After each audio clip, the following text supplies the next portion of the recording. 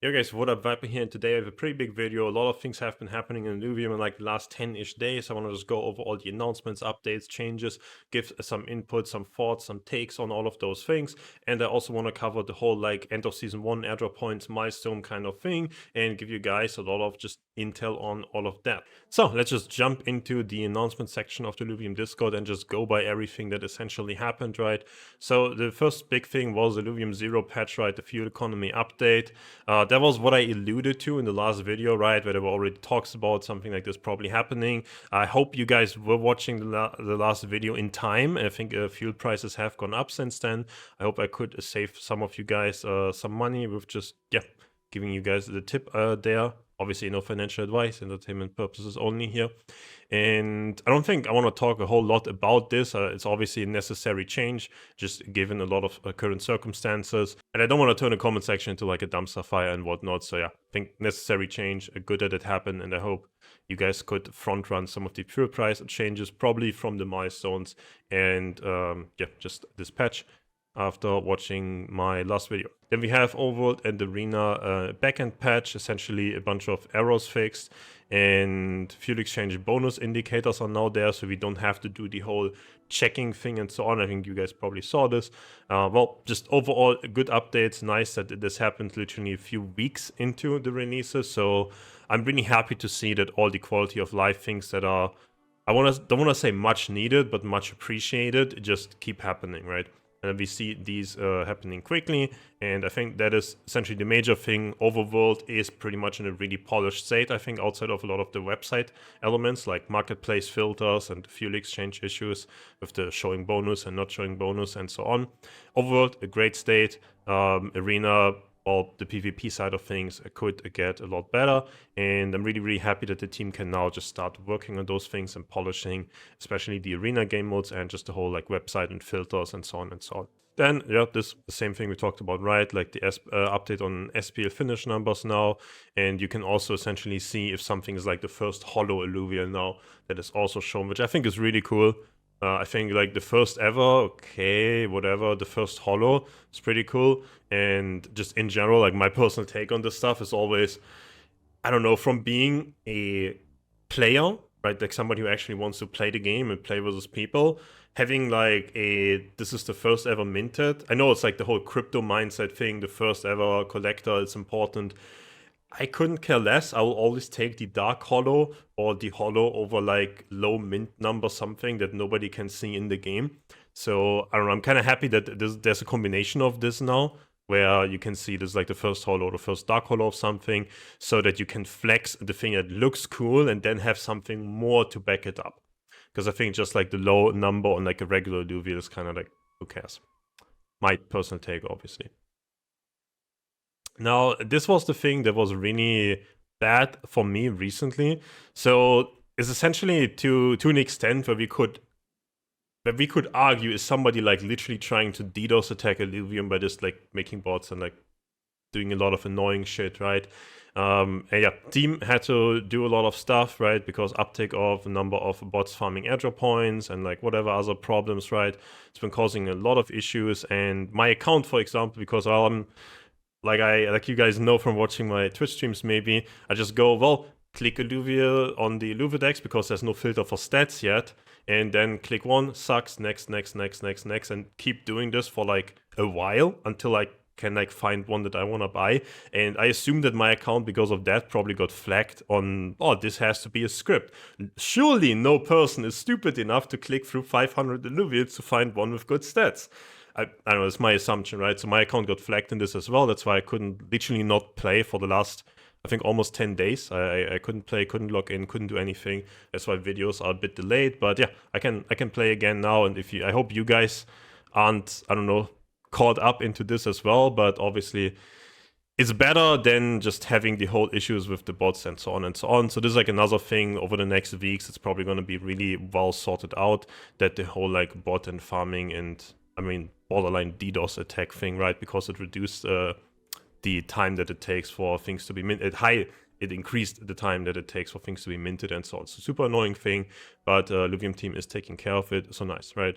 So minting issues update, essentially the same, like similar thing, right? It's just like too many things being minted.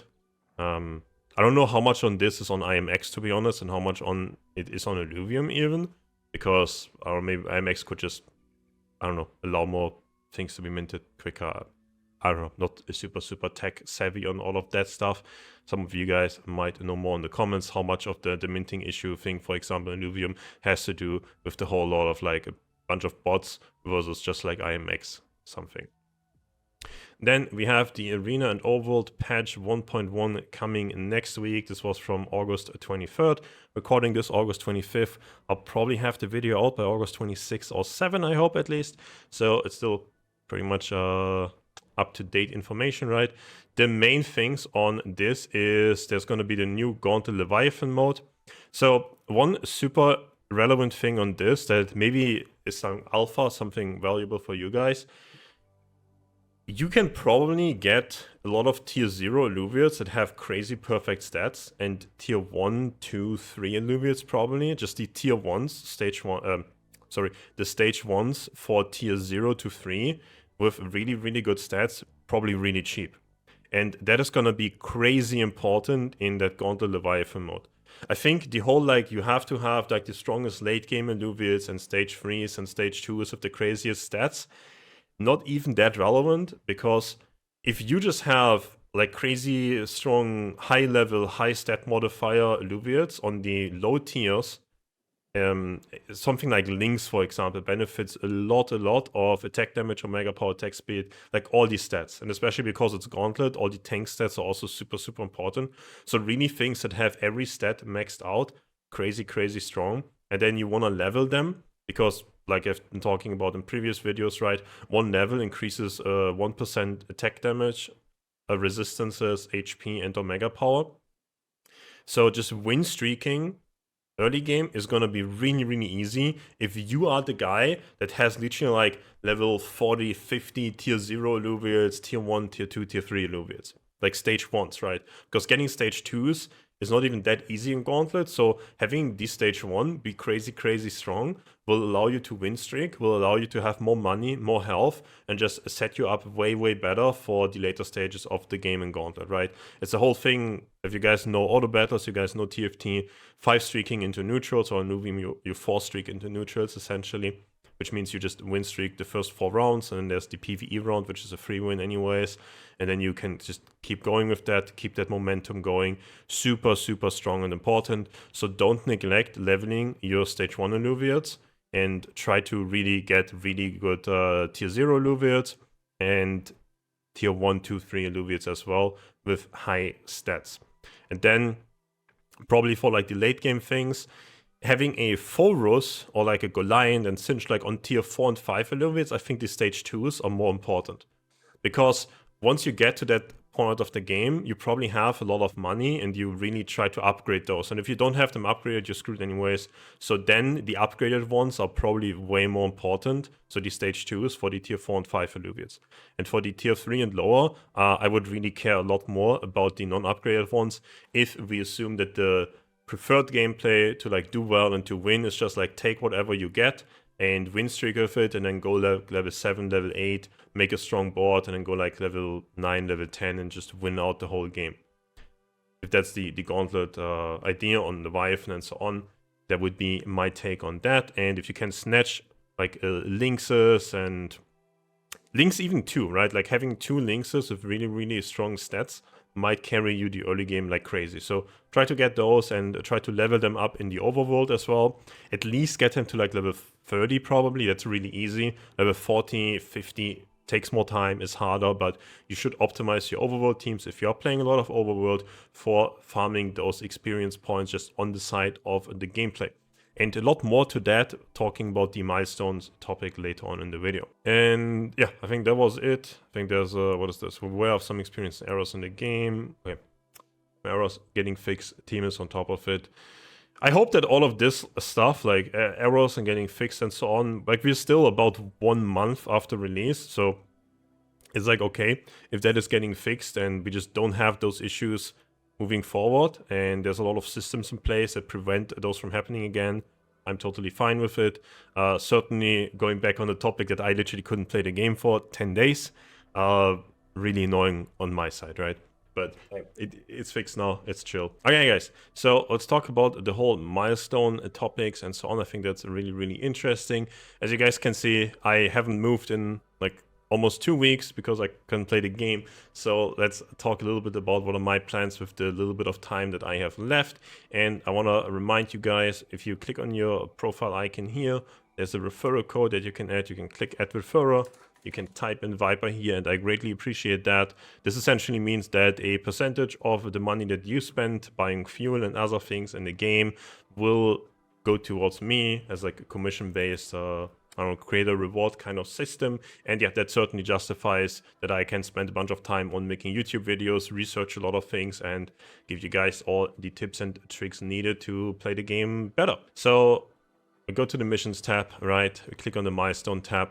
And I think overworld is arena. There's like some interesting things that you can do if you enjoy doing this. I think, for example, reaching rank 1 top 100 on the Ascendant Arena leaderboard is pretty easy. Top 10 probably takes more time, and if there are not enough people playing, it's really tedious because you just don't find opponents. But the top 100 thing is probably pretty chill to do. And outside of that, it's mainly about overworld, right? There was also a patch that increased the chances for stage 2 and 3 Illuviums to appear in the overworld, right? And the cost for fusing was increased. There was, I think, in the patch notes that we skipped actively going through in the announcement thing. So this means that a lot of these capture milestones are a lot more accessible than they used to be. I probably, because couldn't play for 10 days, really sucks, I'll maybe have a hard time finishing something like these stage 3 milestones. But I think it is very, very doable, and you can probably even do a lot of these in stage 1 and 2 runs now, because stage 1 and 2 runs have been getting closer to the value of a stage 3, right? I think the initial idea by the Illuvium team was stage 3 run is the ROI shittiest, but you spend the least amount of time to get the best amount of stuff, but you essentially pay a little bit more, right? Like the classic thing in gaming, right? You pay more, you get the stuff quicker, or you pay less, you spend more time, and you get like the same stuff, but you have to spend more time on it. So there's probably a good consideration of doing spamming a lot of stage 1 and 2 runs as well. I would say this also depends on how much you want to play, how much time do you have to play, how much fuel do you want to spend, how do you approach the game, do you play the game, sell, buy more fuel, sell, buy more fuel, like do you do that rotation? I've been kind of doing that for most part, but I also stacked up on a lot of fuel, anticipating that I wanted to do a lot of these milestones before the month ends.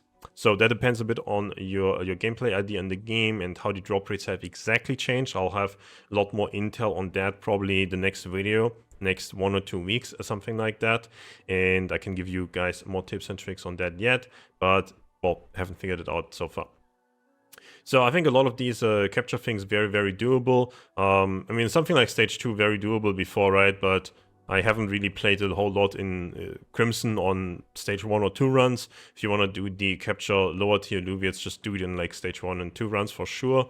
And the tier 4 and 5 Illuviums, obviously you can, I don't know, maybe even if you're missing like 1 or 2 at the last day, it could be really a consideration to be like, okay, last day I'm going to play a bit more and I'm going to do higher stage runs just so I can just get these like 160k or 180k airdrop points extra, right?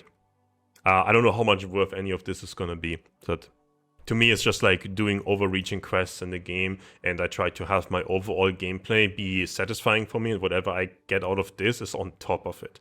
I wouldn't really want to gamble, is this going to be, I don't know, spend this and then gamble on X amount of airdrop points.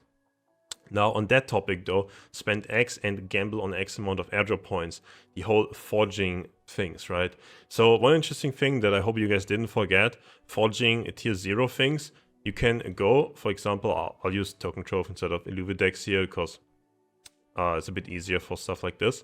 You can check the ingots, right? 1 ingot is like 2 cents, and you can scroll like, this is why Token Trove, like I was talking about, I can scroll so far down, and it stays at like 2 cents and then comes like 3. So currently really cheap tier 0 ingots. And if you don't have like suits, or you think like maybe you use the suits anyways and whatnot, it's probably a consideration to like, I just buy like 50 of these ingots and I just craft these suits. I don't actually know how many you need currently. So it's probably more than 50, right? But it's still like a couple dollars for example, all these suits. Weapons, obviously a lot more. I think if the numbers didn't change compared to the preseason, weapons were 660 ingots needed. So 660 ingots needed for the weapons, plus the essences that you would need. You'll probably add like $15 or something like that. It's probably a bit questionable to assume that 100k airdrop points would be like a third of an ILV token, which would be the $15 thing right now. So the weapon thing, no financial advice, unless you really want to use the weapons, I don't know. The suits, probably a bit more usable as well, because you can just like throw them on your range and it's chill. Now, the rest of the crafting things. Essentially, if you ever wanna craft them, or if you can check the marketplace and you can check how frequently are they selling for like roughly the cost to make them. The suits also have a stats, by the way. So if we, for example, jump into Illuvium, we go to Illuvium, right? Just hit the I button, hit the Z button, go, for example, over the suit, hit the shift button, and you see this triangle of HP, resistances, and movement speed. So your suits also have these random stat modifiers. Same goes for weapons, and weapons have attack speed or mega power attack damage. So it is pretty significant if you get weapons that have really high on these. If you do go for these crafting milestones and you have the idea of I'm going to craft them and sell them, really pay attention to the stat rolls so you don't undersell, like underprice something that's just really crazy strong, or you don't think, man, why is this not selling when it's like really poor stats on something like that, for example. So that's pretty important to keep in mind when you go for the forging milestones. I think outside of that, if you plan to do a lot of the experience gain milestones, if you plan to play a Leviathan arena and you need to level up a lot of alluvials, I think there's a lot of reason to get a couple of these weapons and suits just to make leveling easier in the overworld. Because I, for example, I initially was like, I'm gonna finish this easily on the side while playing the game, right? Now I'm like, okay, I have to farm like 1 million more XP. I'll probably get it, but it's not gonna be as easy because not much time left. So how do you do with the experience thing and the whole Leviathan theme of all the game modes, and why do weapons help with that? Essentially, you can just fight as many fights in your world as you want, but your alluvials have this integrity stat, right? This blue bar on your alluvials, when you fight, it goes down. When the alluvial dies in the fight, it goes down quicker. So you can bring 8 alluvials with you. It is a lot easier to win fights with fewer alluvials, which means if you win a fight with 4 alluvials, those 4 alluvials share the entire XP that the enemy team gives you. So if you can fight and you only use 4 alluvials and you still win every fight, and preferably all of them stay alive as well, then you get 2 times the XP out of the run, because you can fight 2 times as many enemies. Obviously, it's gonna cost some time and you're just gonna fight some stuff, but hey, if you're just checking alluvials for stats anyways, like I think really you should be doing, check for stats, and if there's really good stat alluvials, capture them, right? Then, well, you shoot it down, you jump into the encounter anyways, sure you can escape, or you can just like fight it and win. Now, if you can do that using like 2, 3, 4 alluvials, depending on how hard the enemy encounter is, that will accelerate your experience gain a lot, and especially reduce the amount of krypton you have to spend to gain XP. Now, for that milestone, obviously you would just want to play like 4 really strong alluvials, or 3 or 2, so you can get more fights in one just encounter. Or you can also have like a setup of like 2 really strong alluvials and 2 alluvials that you want to level, and then something like a ranger with a 100 cost weapon and a 100 cost suit. Like tier 5 stage 3 weapons, tier 5 stage 3 suits, those are incredibly strong. And so we can, for example, filter here stage 5 and stage 4. I guess those are the main ones. Crazy strong weapons obviously costs a lot to make, costs a lot of Solon to make. So I don't know, I'm not gonna say go and make these or go and buy these. Obviously it would be good, especially if you use my referral code, cough. But the big upside is really this XP farming, that you make your ranger into like a 200 mastery cost unit, and you can get more fights in, and you can use fewer big alluvials that you need. So the ones that you want to level, the small, the weak ones, they get a bigger share of that XP, right? If you play 8 alluvial, you play 6 real alluvials and 2 that you want to level, plus your ranger on like a shitty 10 cost weapon maybe, then the Illuvius that you want to level get 1/8 of the enemy encounter XP each, right? If you play 3 strong Illuvius, one guy that you want to level and a strong ranger, you'll probably still win most fights, or every fight even, and the Illuvia gets 1/4 of the entire enemy encounter. It's 2 times the XP, right? And maybe there's going to be more experience of milestones and such in the future, so who knows. Well, yeah, that's like the main take on this. I think Zephyr Lance probably a really good weapon for this because, well, it's a 100 cost weapon. Dust Vanguard is pretty chill. Dust, especially for something like Gyro, very, very strong ability, obviously. I haven't experimented a lot with this yet. I can see, for example, there being very efficient setups with Bramble Cleaver as well, because, well, the Ranger getting Omnivamp and Berserker and Verdant, just really, really a good combination, pretty strong weapon, especially because the weapons also have these stat modifiers, right? So if you happen to get one with good stats, it's probably going to make this whole XP farming for Leviathan a lot easier and more efficient, which could in itself be a really valuable thing to do in your overworld runs. That's not really priced in, well, go in, get loot, sell loot, right? Because maybe get in, get loot, sell loot, and level up Illuvials, and then somebody that wants to play Leviathan really needs those leveled up Illuvials is gonna be like, yep, it would take me 10 hours, 20 hours to do this myself. I'm just gonna pay X and get that Illuvial from the guy who's been just playing a lot and been doing this on the side. So those weapons could really pay off for that, and we're kind of like in this milestones thingy where, well, if you make them now, you make the weapons and suits now, at least you get some airdrop points for that, and that's kind of like a rebate. How much is it really gonna worth? I don't know. I don't think you guys should be overestimating how much you will get out of this. That probably just doesn't end well. But I just want to highlight the value of the weapons and the value of XP farming in the game in general, especially with Leviathan seemingly being what is getting more and more pushed. And Leviathan, especially in, I think, Gauntlet, is going to be more focused on high level and high stats, low stage Illuvians. And Ascendant Arena, Leviathan is probably going to be more focused on having the crazy high stats on the high stage Illuvians. Because in Leviathan Ascendant Arena, you get a lot of really high stage Illuvians very quickly. And the smaller ones are just like some shit or fillers anyways, who cares about them? In Gauntlet, the smaller ones really, really matter a crazy amount in the early game. So having them on... Like, if you guys are level 40 and the other guy has level 60, you're screwed, right? Like, they have 20% more on all their stats. There's really, really big difference. So even if you have slightly better team or a level higher than the other guy might still beat you. So yeah. That's why these like tier 4 stage 3 weapons and suits probably pretty valuable. Or, well, you don't have to, like, it always depends a bit on your budget and your ideas, right? I, for example, think Hydroclasm Blaster, very good weapon overall. I've been thinking about playing that in some Crimson Waste oriented teams, because Axodon is so strong in Crimson Waste anyways. And then maybe your team could be Hydroclasm Blaster, Axodon as a tank, Umbra damage dealer, and maybe you can even just go, I don't know, put in a gyro and one guy that you want to level, or put in a gyro and 2 guys that you want to level. Who knows? It's probably a pretty efficient setup. Yeah, to just recap a little bit, right? There's not that much time left for all the milestones. I think especially spamming lower stage runs, stage 1 and 2 runs probably can really easily give you the finish on a lot of these. The lower ones, right? Stage 3 Illuvials, even with the higher drop rates, still not super easy to get.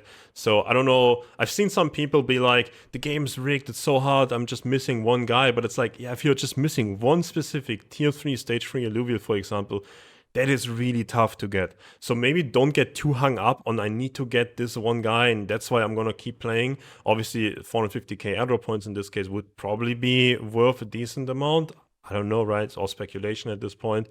But don't get too hung up on this has to happen, this has to appear, because the chances for a specific one probably still really slim, just due to the fact that there are a lot of them, right? I think it's, how many is it, 8?